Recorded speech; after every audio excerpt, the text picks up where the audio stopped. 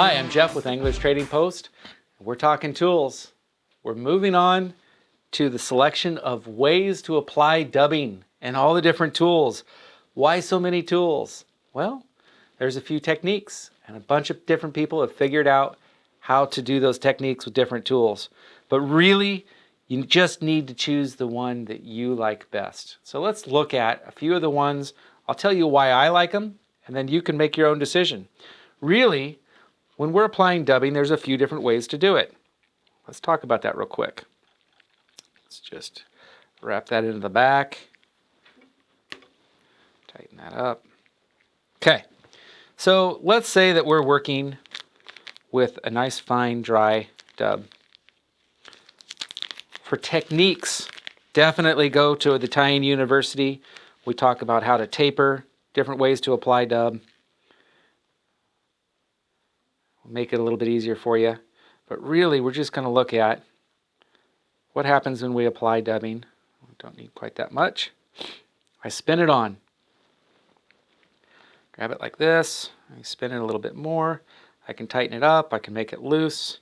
But see, when I just go around the thread, I've got a little bit less control over the shape of that taper, right? So let's try that a different way. Let's wrap back into that. Let's go a different way. Let's take that same dubbing. What I'm going to do is I'm going to put it in a loop. Like this. I always run around my loop. Like that. Wrap it forward. Now, I can take that dubbing. I can spin it, just like I did, around just one side. Just kind of pull it nice and thin. It's got some clumps in it here. Let's pull that out there. We're going to go around. I don't have to go too crazy about getting it tight in there. I just want to make sure that it's as even as I can get it. And then I can grab any one of these tools. All of these are going to do the job well. It just depends on the technique you like.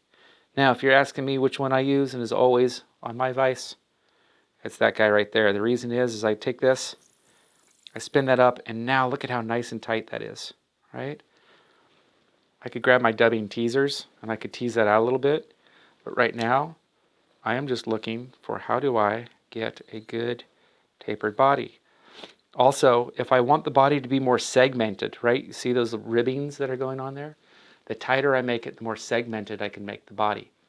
The tighter that I make this, the less water it will absorb. It will stay up and it will stay dry as well. So especially when you're doing your dry flies, put them in a dubbing spinner. There's a lot of different ways to do this, like I said. Let's look at that a couple different ways. Yeah. Cut this one off. Do the same thing.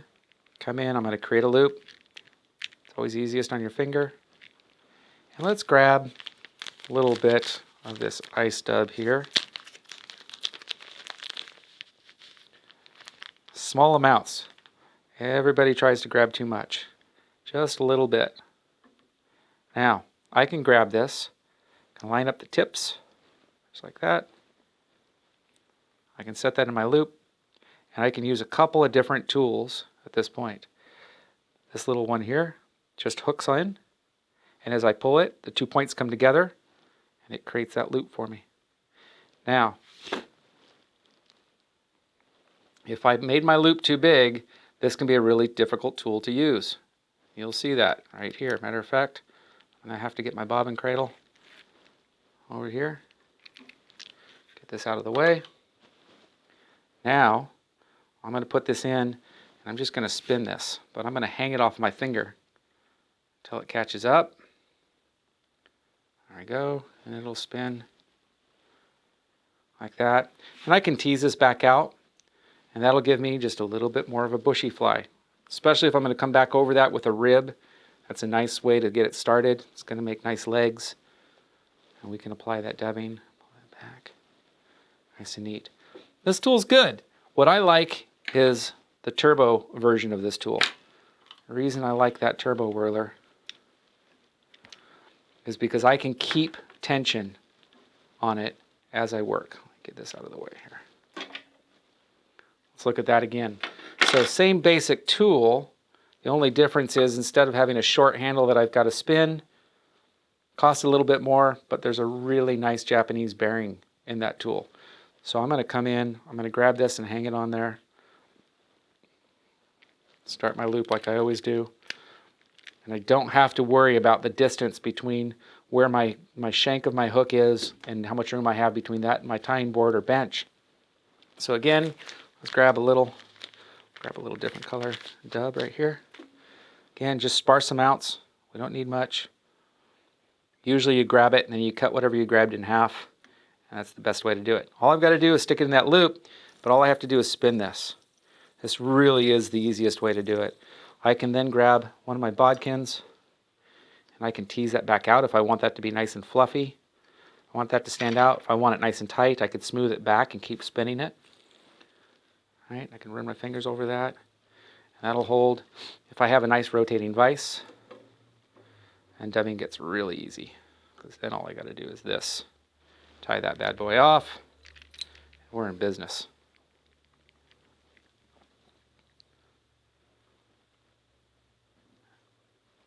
Here's the problem with these for me, getting those things back off. So again, some people really like that as a technique.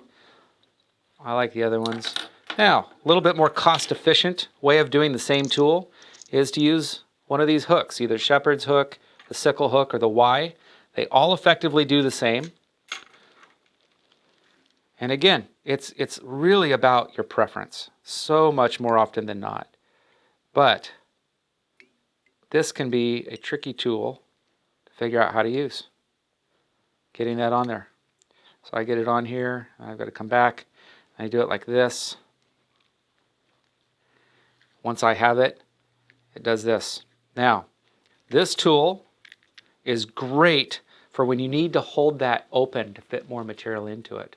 The problem is I can't just pull this tight and have it automatically grab that material for me.